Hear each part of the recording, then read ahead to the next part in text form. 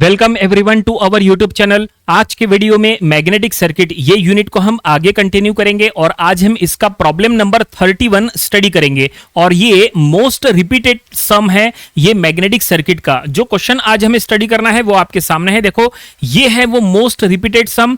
ये जो magnetic circuit है ना, ये मैग्नेटिक सर्किट में कुल 3 से 4 ऐसे प्रॉब्लम्स हैं जो हमेशा रिपीट होते रहते हैं। तो अगर आप मैग्नेटिक सर्किट की प्रिपरेशन कर रहे हैं तो आपको ये 3 से 4 प्रॉब्लम्स को बहुत अच्छे से स्टडी करना चाहिए और इसकी घर से ही प्रैक्टिस करके चले जाना चाहिए। ये जितने भी 3 से 4 मोस्ट इंपॉर्टेंट प्रॉब्लम्स और जो रिपीटेड प्रॉब्लम्स हैं उसमें उनमें ये फर्स्ट नंबर पे आता है, तो इसकी स्टडी आपको बहुत अच्छे से करना चाहिए। आगे चल के हम जो रिमेनिंग रिपीटेड प्रॉब्लम्स है उनके ऊपर भी वीडियोस बनाएंगे, तो वो भी आप जरूर से स्टडी करना, ठीक है। और सबसे इंपॉर्टेंट क्या है, देखो यहाँ पे सिर्फ क्वेश्चन दिया है, कोई भी टाइप का डायग्राम दिया हुआ नहीं है। वैसे एग्जाम में इसके सॉल्यूशन में डायग्राम ड्रॉ करना कंपलसरी नहीं है। अगर आपको लगता है तो डायग्राम ड्रॉ करो, नहीं ड्रॉ किए तो भी चलेगा, लेकिन फिर भी हम आपको यहां डायग्राम ड्रॉ करा के बताएंगे, क्योंकि अगर आप डायग्राम के थ्रू समझेंगे तो आपको प्रॉब्लम का सॉल्यूशन जल्दी समझ में आएगा, नहीं तो आपको जल्दी समझ में नहीं आएगा। और डायग्राम कैसे ड्रॉ करना ये सबसे इंपॉर्टेंट है। और दूसरी इंपॉर्टेंट बात यह है कि यह प्रॉब्लम एग्जाम में जब कभी भी आता है तो थोड़े बहुत चेंजेस के साथ आता है। कुछ ना कुछ चेंजेस, कहीं ना कहीं स्टेटमेंट में थोड़ा सा हल्का फुल्का चेंज कर देंगे। वो चेंज को आपको आइडेंटिफाई करना है और उसी के अकॉर्डिंग आपको सॉल्यूशन देना है।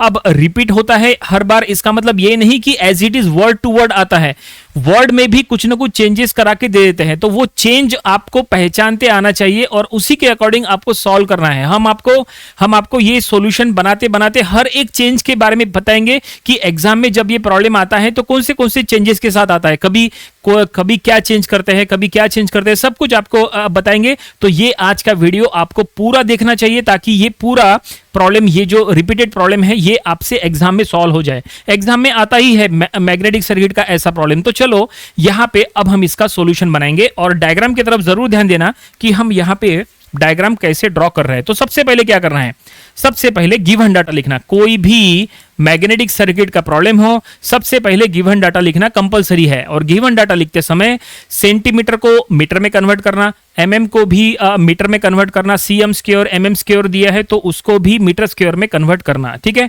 और दूसरी एक और बात बताते हैं इंपॉर्टेंट, ये जो प्रॉब्लम है या इससे रिलेटेड जो भी अदर जो रिपीटेड प्रॉब्लम्स है, ये सब प्रॉब्लम सॉल्व करने के लिए आपको वो फिक्स फॉर्मेट पता होना चाहिए जो हमने मैग्नेटिक सर्किट के लेक्चर नंबर 22 में बताए थे। आपने वो लेक्चर नंबर 22 देखा है क्या? नहीं देखे हैं तो आप वो वीडियो पहले देख लो, उसका लिंक हमने आज के वीडियो डिस्क्रिप्शन में दे दिया है। उसमें हमने मैग्नेटिक सर्किट के प्रॉब्लम सॉल्व करने के लिए एक फिक्स फॉर्मेट बताए थे। वो फिक्स फॉर्मेट अगर आपको पता है तो आप कोई भी मैग्नेटिक सर्किट का प्रॉब्लम जिसमें एयर गैप हो आप आसानी से सॉल्व कर लोगे। उसी फॉर्मेट से हम ये प्रॉब्लम भी सॉल्व करने वाले हैं। फॉर्मेट वही रहेगा और फिक्स फॉर्मेट बहुत आसान है, आपको बस 2-3 स्टेप्स फॉलो करना है हर प्रॉब्लम में, चाहे वो कितना भी इजी क्यों ना हो, चाहे वो कितना भी डिफिकल्ट क्यों ना हो, आप आसानी से उसको सॉल्व कर सकते हैं वो फिक्स फॉर्मेट के थ्रू। चलो यहां पे अब हम फाइनली प्रॉब्लम सॉल्व करना स्टार्ट करते हैं। तो सबसे पहले हम क्या करेंगे, सबसे पहले हम क्वेश्चन पढ़ के गिवन डाटा लिखेंगे। क्वेश्चन में क्या लिखा है, a metal ring of mean diameter 80 centimetre. एक रिंग है जिसका डायमीटर 80 सेंटीमीटर है। तो यहां पे हम डायमीटर, मीन डायमीटर दिया है, तो मीन डायमीटर को कैपिटल डी से शो करते हैं। 80 सेंटीमीटर, इसको मीटर में कन्वर्ट करो तो ये हो गया 80 इंटू 10⁻⁻2 मीटर। ये यूनिट कन्वर्जन वगैरह आपको पता होना चाहिए। हमने मैग्नेटिक सर्किट के फर्स्ट लेक्चर में जहां पे हमने सभी बेसिक बताए थे ना, उसमें यूनिट कन्वर्जन भी बताए थे, तो वो फर्स्ट लेक्चर भी देख लेना और लेक्चर नंबर 22 भी देख लेना, काफी इंपॉर्टेंट है। ये हो गया मीन डायमीटर। अब यहां पे मेटल रिंग की बात हो रही है। अब ये जो रिंग है, रिंग मतलब ऐसी पूरी गोल होती है ना रिंग, लेकिन ये गोल बनी कैसी है, मतलब ये जो रिंग है ये सर्कुलर तो है लेकिन ये सर्कुलर बनी कैसी है, उसके लिए क्वेश्चन में देखो आगे क्या लिखा है, बहुत इंपॉर्टेंट स्टेटमेंट है। Metal ring of mean diameter is made out, देखो क्या लिखा है, is made out of 2 semicircular piece of cast iron and cast steel. ये जो मेटल रिंग है ये 2 सेमी सर्कुलर पीस से बनी है। 2 सेमी सर्कुलर पीस, 2 पीस, ये साइड में सेमी सर्कुलर पीस लो और ये दूसरा सेमी सर्कुलर पीस लो, दोनों सेमी सर्कुलर पीस को ज्वाइन करके एक कंप्लीट रिंग बनी है। और ये साइड का जो सेमी सर्कुलर पीस है वो कास्ट आयरन से बना है और ये साइड का जो सेमी सर्कुलर पीस है वो कास्ट स्टील से बना है। यहां लिखा है देखो, 2 semicircular piece of cast iron and cast steel. अगर हम इसका डायग्राम अगर ड्रॉ करें, पहले हम आपको रफ में डायग्राम बताते हैं, बाद में फेयर डायग्राम बनाएंगे। तो पहला सेमी सर्कुलर पीस जो है वो ये है, ठीक है, ये बना है मान लो कास्ट आयरन से। और दूसरा सेमी सर्कुलर पीस जो है, दूसरा सेमी सर्कुलर पीस ये है जो कि कास्ट स्टील से बना है, कास्ट स्टील से ये बना है, ठीक है, ओके। 2 सेमी सर्कुलर पीस को ज्वाइन करके एक रिंग बन रही है। लेकिन अब जाहिर सी बात है, जब ज्वाइन कर रहे हैं तो जहां पे ज्वाइन करेंगे, जहां पे उनका जंक्शन पॉइंट होगा, वो जंक्शन पॉइंट को सेपरेट करने के लिए यहां पे देखो क्या लिखा है क्वेश्चन में, आगे पढ़ेंगे देखो, ठीक है। It is made out of 2 semicircular piece. देखो क्या लिखा है आगे, काफी इंपॉर्टेंट है, separated at both the junctions by a piece of copper of 1 mm thickness each. क्या लिखा है, they are separated at both the junction, मतलब इधर का सेमी सर्कुलर पीस और इधर का सेमी सर्कुलर पीस जहां पे हम ज्वाइन कर रहे हैं, मतलब जहां पे जंक्शन पॉइंट है, मतलब जंक्शन पॉइंट यहां होगा और जंक्शन पॉइंट यहां होगा। तो यहां पे जहां जंक्शन पॉइंट है, वो जंक्शन पॉइंट पे 1 mm का कॉपर पीस है। यहां पे 1 mm का क्या है, 1 mm का यहां पे कॉपर पीस है, इधर भी और इधर भी, दोनों साइड में 1 mm का कॉपर पीस है। देखो यहां लिखा है 1 mm thickness each eight both the junction, दोनों जंक्शन पे, इधर पे भी और इधर पे भी 1 mm थिकनेस का कॉपर पीस है। इसका मतलब यह है कि ये एज अ एयर गैप की तरह काम करेगा। क्यों करेगा वो भी हम आपको रीजन बताएंगे कि वो एयर गैप की तरह काम क्यों करेगा। लेकिन ये जो लेंथ है ना 1 mm, इसको लेंथ ऑफ एयर गैप ले लो, LAG, ये सबसे इंपॉर्टेंट है, LAG length of air gap, that is 1 mm। तो इसको मीटर में कन्वर्ट करेंगे, 1 × 10⁻³ मीटर, ठीक है, ओके। अब एक बात ध्यान में रखो, ये क्वेश्चन जब रिपीट होता है ना, तो जरूरी नहीं है कि एग्जाम में कॉपर पीस ही हो। अगर एग्जाम में ये आया तो हो सकता है वो चेंज करा के दे दे कि they are separated at both the junction by 1 mm gap, ऐसा भी हो सकता है। मतलब वहां पे कॉपर, ये वर्ड जो कॉपर पीस है, कॉपर पीस वर्ड हो, ये जरूरी नहीं है। कुछ क्वेश्चंस में कॉपर पीस वाला वर्ड हो सकता है, तो कुछ क्वेश्चंस में डायरेक्टली 1 mm गैप ऐसा लिखा हो सकता है, 1 mm एयर गैप ऐसा भी लिखा हो सकता है। तो इस बात का आपको ध्यान रखना चाहिए, ठीक है। तो लेंथ ऑफ एयर गैप हो गया 1 mm। आगे बढ़ते हैं, देखो आगे क्या लिखा है, if the ring is uniformly wound with 1000 turn. अब ये रिंग को वाउंड किया है, अब ये रिंग बन चुकी है पूरी की पूरी। एक काम करते हैं, यहाँ पे हम फेयरली आपको रिंग ड्रॉ करा के बताते हैं। तो ये देखिए, हमने यहाँ पे फेयर डायग्राम यहाँ पे ड्रॉ किया है कुछ इस तरह से। ऊपर का पीस जो है वो कास्ट आयरन का है, नीचे का पीस जो है वो कास्ट स्टील से बना है, और यहाँ दोनों जंक्शन पे हमने 1 mm का CU पीस यानी कॉपर पीस रखा है, ठीक है। आगे लिखा है, if the ring is uniformly wound with 1000 turns. इसका मतलब यहाँ पे कॉइल वाउंड किया है, तो हम यहाँ पे कॉइल शो कर लेंगे। तो अगर ये कॉइल शो करे तो कुछ ऐसा, ये देखिए, हम ये कॉइल जो है यहाँ पे शो करेंगे 1000 टर्न। उसका कॉइल का नंबर ऑफ टर्न क्या है, तो कॉइल का नंबर ऑफ टर्न है 1000 टर्न, ठीक है। तो यहाँ पे N, और ये कॉइल में से करंट I फ्लो होगा। जब हम इसको बैटरी के अक्रॉस कनेक्ट करेंगे तो यहाँ पे जो है करंट फ्लो होगा। तो यहाँ पे लिख लेंगे नंबर ऑफ टर्न यानी N, that is 1000 turn. Given data में लिखते जाना है, ठीक है। आगे पढ़ेंगे, क्वेश्चन में लिखा है, calculate the value of current required, मतलब करंट I फाइंड आउट करना है to produce a flux density of 0.85 weber per metre square. Flux density यानी B दिया हुआ है, flux density 0.85 weber per metre square, जो कि उसका यूनिट होता है। ओके, क्वेश्चन को आगे पढ़ो। आगे देखो क्या लिखा है, in the ring given that relative permeability of cast iron, cast iron का रिलेटिव परमेबिलिटी दिया है यानी μr दिया है, जो कि है 200।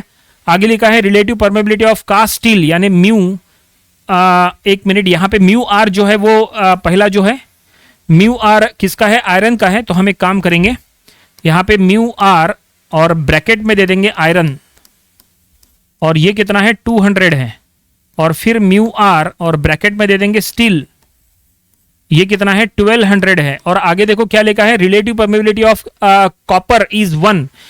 कॉपर का रिलेटिव परमेबिलिटी यानी μr और ब्रैकेट में दे दो Cu, और ये हो गया 1। और यहाँ पे देखो रिलेटिव परमेबिलिटी कॉपर का 1 दिया है, इट मींस हम यहाँ पे उसको एज अ एयर गैप, ये जो 1 mm का गैप है ना, उसको हमने एज अ एयर गैप लेंगे, क्योंकि एयर के लिए हमेशा रिलेटिव परमेबिलिटी 1 होता है। तो यहाँ पे कॉपर का भी रिलेटिव परमेबिलिटी 1 दिया है, तो हम मान के चलेंगे कि ये जो गैप है ये 1 mm का गैप एयर गैप का गैप है। तो इस तरह से हमने क्वेश्चन के अकॉर्डिंग यहाँ पे गिवन डाटा लिख लिया है, और लास्ट में बस हमें ये लिखना है current I equal to question mark, जो हमें करंट आई फाइंड आउट करना है वो भी हमने यहाँ मेंशन कर लिए। ठीक है, तो इस तरह से क्वेश्चन के अकॉर्डिंग पूरा गिवन डाटा आपके सामने है। अब क्वेश्चन का काम पूरा हो चुका है, अब बस हमें इसको सॉल्व करना है। तो कैसे सॉल्व करेंगे? तो सॉल्व करने के लिए हमें वही फिक्स फॉर्मेट का यूज करना है जिसकी हम बात कर रहे हैं। तो फिक्स फॉर्मेट से अगर सॉल्व करना है, जो कि ये एयर गैप का प्रॉब्लम है, तो यहाँ पे फिक्स फॉर्मेट क्या है, क्या आपको पता है? नहीं पता? चलो हम आपको बता देते हैं। फिक्स फॉर्मेट में टोटल 3 स्टेप्स होती है। सबसे पहला AT फॉर मटेरियल, यानी एम्पियर टर्न फॉर मटेरियल, या फिर बोलो MMF फॉर मटेरियल। दूसरा होता है AT फॉर एयर गैप, यानी MMF फॉर एयर गैप। और तीसरा होता है टोटल AT। दोनों ATs को लास्ट में ऐड करना होता है, तो लास्ट में होता है टोटल AT। ये टोटल AT करने के बाद आपको करंट मिलता है।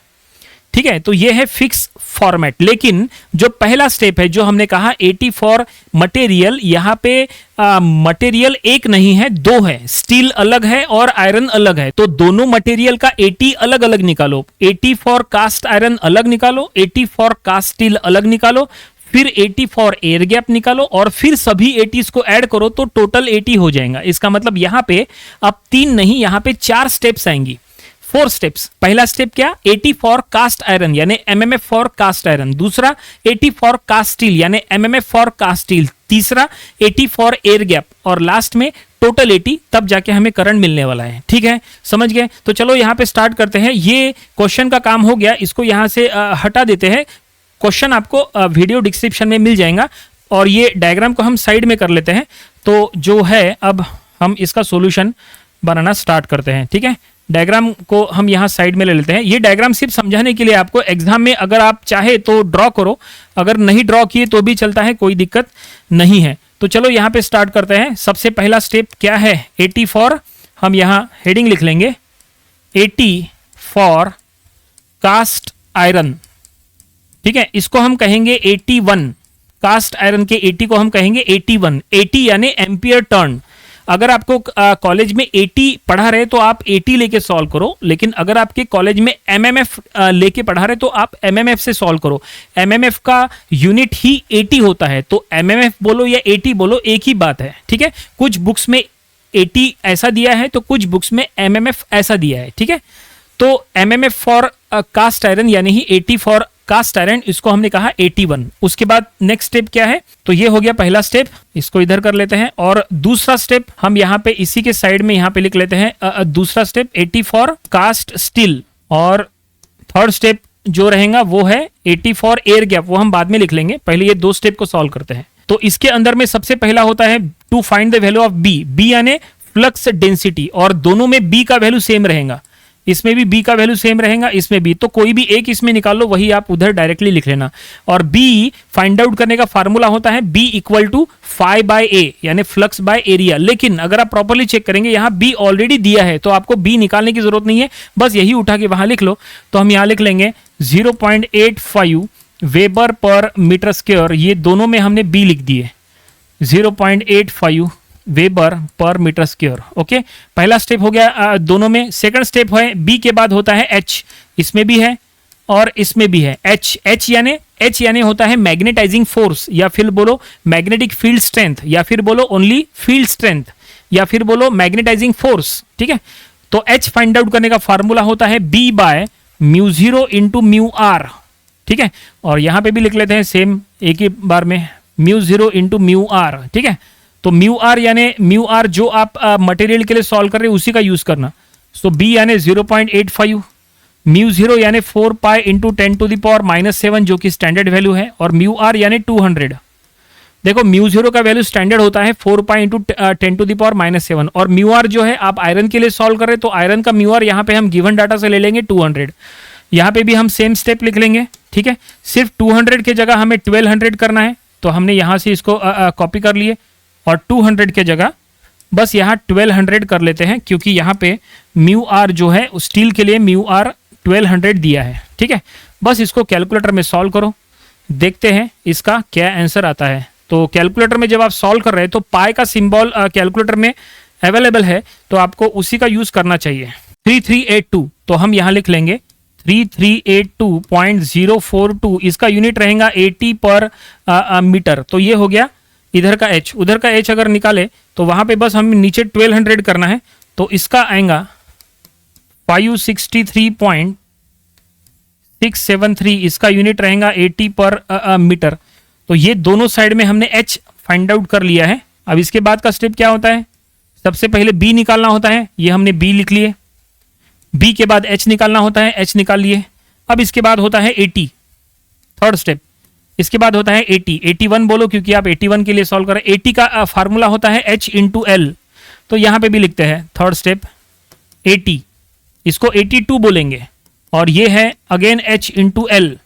h यानी जो ऊपर में फाइंड आउट किए मैग्नेटाइजिंग फोर्स, और l यानी मीन लेंथ या फिर बोलो मीन सरकमफ्रेंस। लेकिन देखो यहाँ पे मीन लेंथ दिया है क्या, नहीं दिया है, नहीं दिया है। तो अब आपको यहाँ पे मीन लेंथ का फार्मूला यूज करना पड़ेगा। मीन लेंथ l का फार्मूला होता है पाई इंटू डी, ठीक है ना, ये फार्मूला होता है। तो l के जगह हम पाई इंटू डी लिख सकते हैं, तो हम यहाँ लिख लेंगे h into pi into D. ठीक है, फिर यहाँ पे वैल्यूज पुटअप करेंगे, यहाँ पे भी h into pi into D. लेकिन अब देखो यहाँ पे गलती क्या होती है, हमने ये लिख तो लिए, लेकिन अब गलती यहाँ पे क्या होती है, देखो गलती ये होती है कि एग्जाम में स्टूडेंट सब कुछ सही कर लेते हैं, ये भी सही सही ऐसे ही चलते रहते हैं, लेकिन उनको पता ही नहीं चलता कि यहाँ पे गलती हो रही है, यहाँ पे गलती हो रही है, यहाँ तक नहीं है, यहाँ तक सब सही है, h आपका बिल्कुल सही है, लेकिन यहाँ पे अब गलती हो रही है।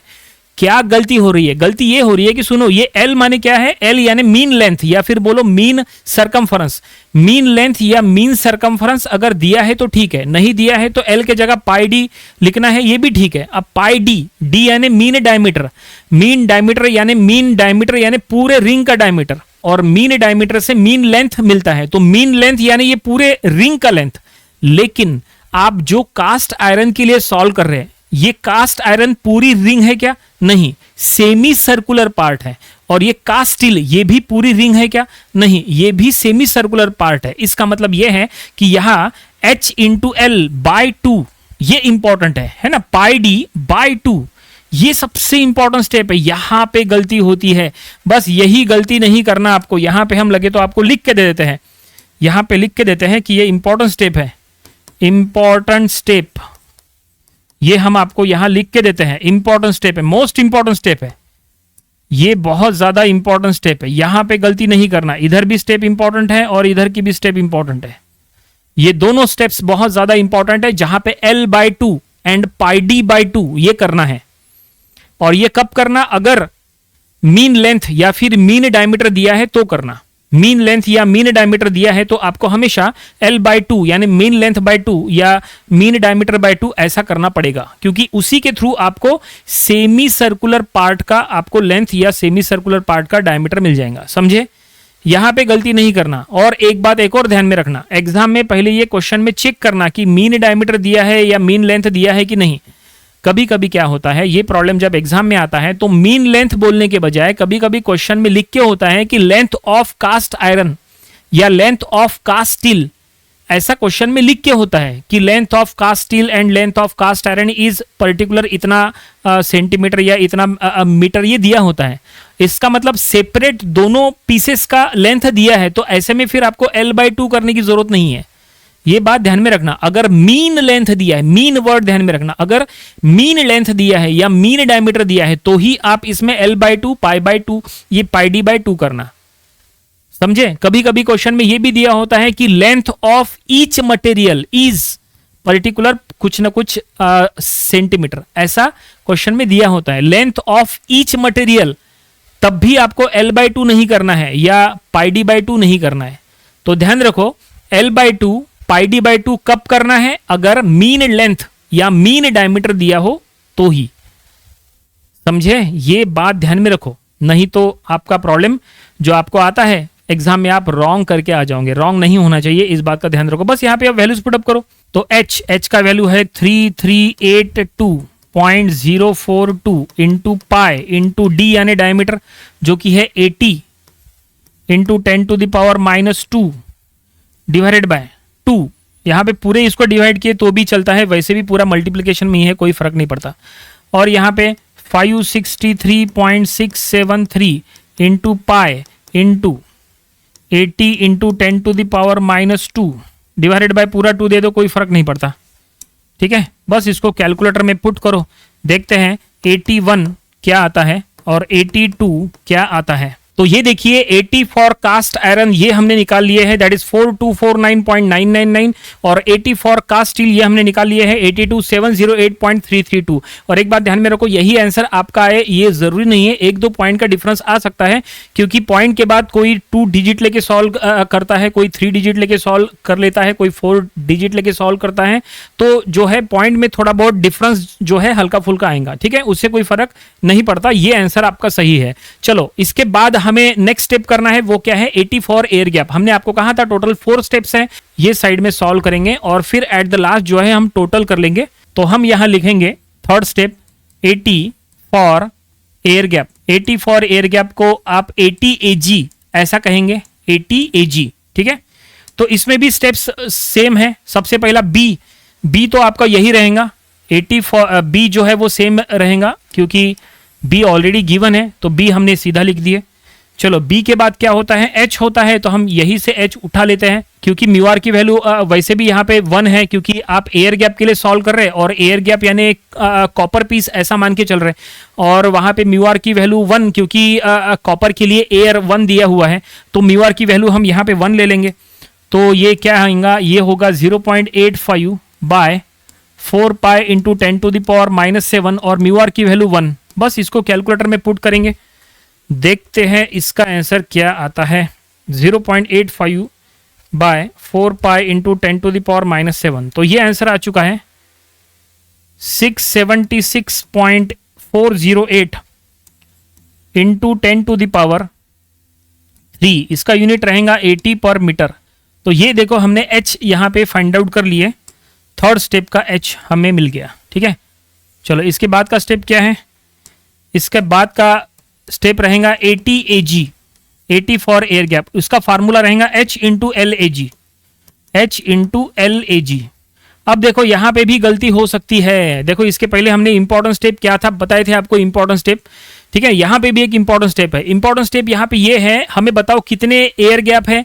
यहां पे 2 एयर गैप है, क्योंकि जंक्शन पॉइंट 2 है, इधर भी जंक्शन है, इधर भी जंक्शन है, कॉपर पीस इधर भी है, इधर भी है। इसका मतलब जब आप सॉल्व करेंगे ना, तो एयर गैप को आपको ट्वाइस ले लेना है, ट्वाइस एल AG। यहां पे गलती नहीं होनी चाहिए। तो चलो यहां फिर से लिख के देते हैं कि ये इंपॉर्टेंट स्टेप है, इंपॉर्टेंट स्टेप, ये भी इंपॉर्टेंट स्टेप है।